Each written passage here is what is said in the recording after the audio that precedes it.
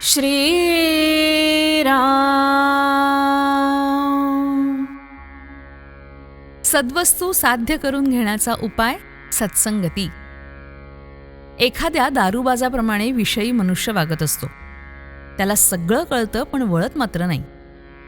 एकीकडे स्वतःला जो परमात्म्याचा अंश म्हणवतो आणि दुसरीकडे विषयांच्या आहारी जातो.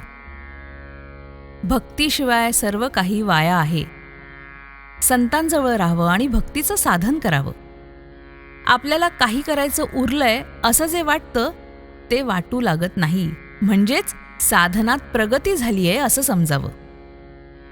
भगवंताची भक्ती घडायला गुरुसेवा हे एक मुख्य साधन आहे.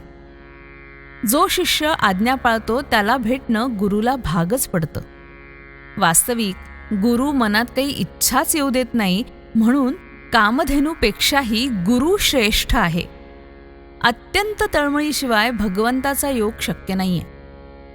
संत समागम प्रारब्धाने होतो, पण रीतीने जाता आलं तर खरा समागम घडतो. पण आमचा मार्ग विषय आहे, म्हणून संत भेटूनही त्याचा समागम आपल्याला होत नाही. विषयांमध्ये धुंद असलेल्या आम्हाला पाहून संतांच्या मनात कालवाकालव होते त्याची आपल्याला कल्पनाही येणार नाही. आपली बुद्धी आपल्याला समाधानाप्रत नेत नाही तर दुसऱ्याची मदत घेणं आवश्यक आहे. अशा वेळी ज्यांची मदत आपण घेतो त्यांचं आपण ऐकायला नको का?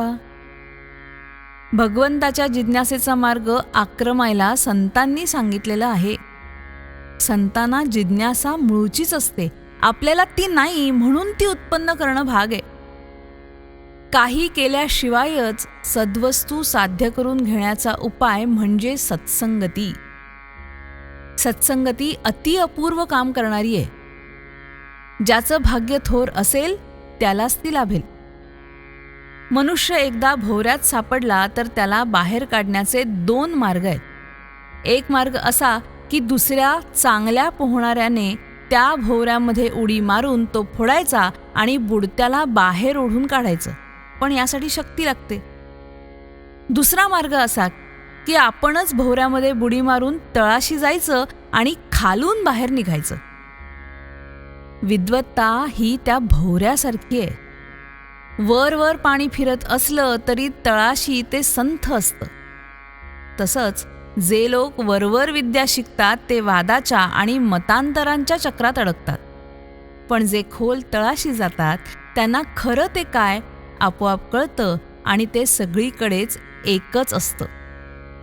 विद्येच्या भोवऱ्यामध्ये सापडणाऱ्यांना बाहेर ओढून काढण्याचं काम फार मोठ्या संतांचंच असतं. शहाण्याने त्या भानगडीत पडूच नये. हजारो लोक भगवंताच्या नामाला लावणं हेच खरं संतांचं काम आहे. श्रीराम.